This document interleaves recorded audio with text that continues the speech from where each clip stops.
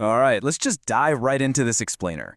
Today we're looking at the absolutely wild, true story of a captive priest who experienced some of the most extraordinary, surreal, and honestly mind-bending visions in the entire Old Testament.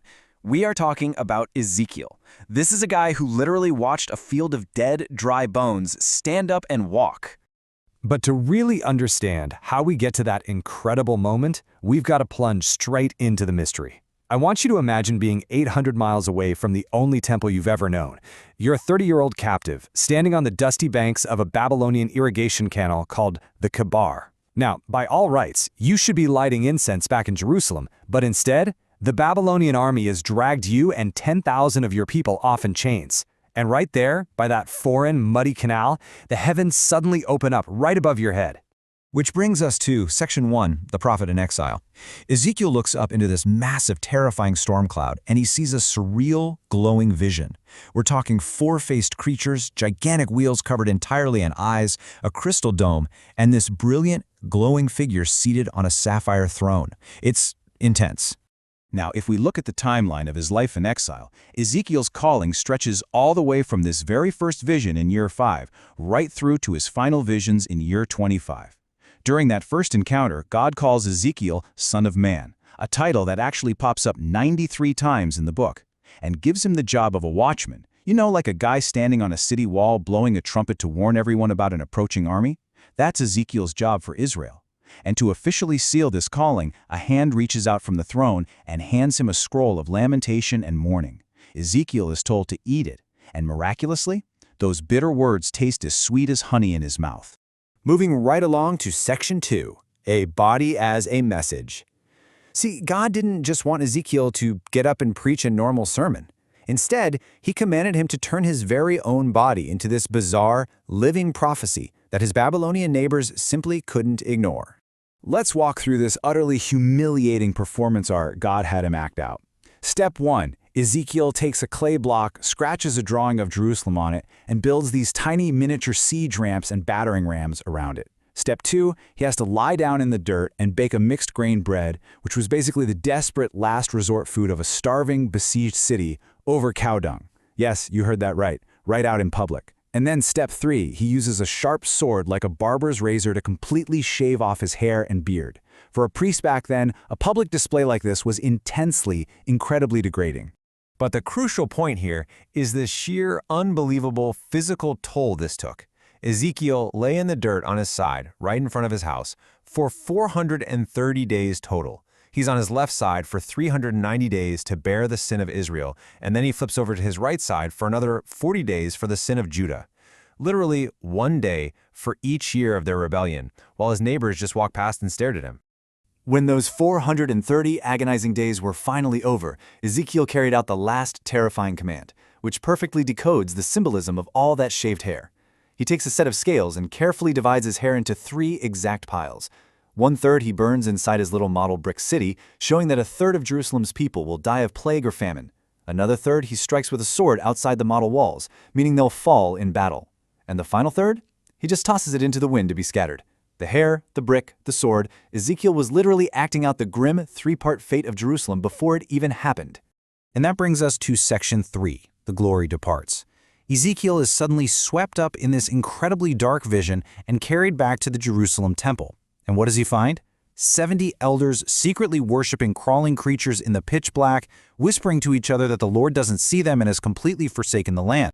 The tragic fallout of this is just staggering. God's visible glory, that radiant, overwhelming presence that lived in the temple's deepest, most sacred room, actually rises from the cherubim, hesitates for a moment at the threshold, and then walks right out of the east gate. He abandons the corrupted temple. But in this incredible plot twist, God speaks to Ezekiel and promises that even though he scattered the people among the nations, he's actually been a sanctuary for them right there in their exile in Babylon.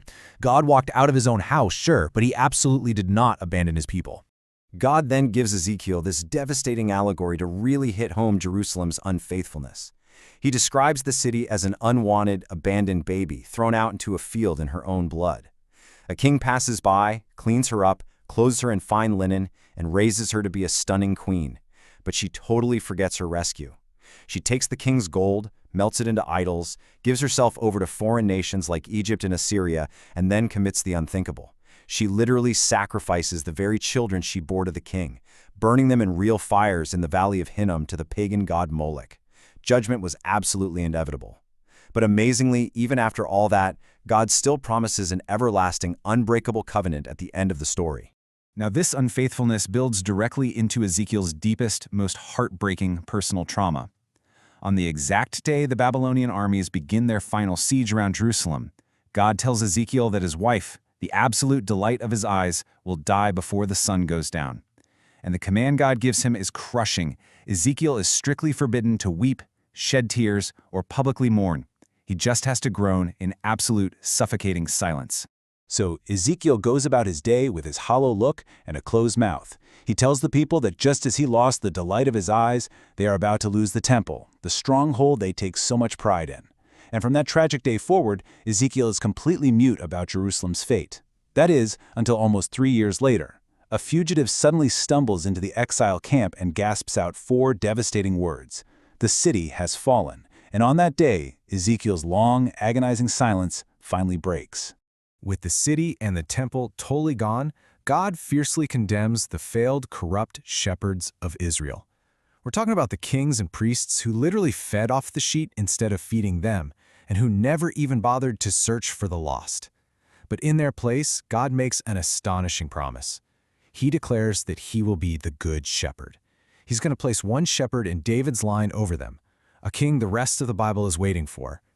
And he promises this kind of supernatural surgery that the people could never perform themselves. He will reach in, remove their stubborn heart of stone, replace it with a living, beating heart of flesh, and put his very own spirit inside them. So Section 4, the Valley of Dry Bones, the whole narrative shifts here into this dramatic ascent as the Spirit drops Ezekiel squarely into the middle of a massive, desolate valley completely filled with very, very dry bones.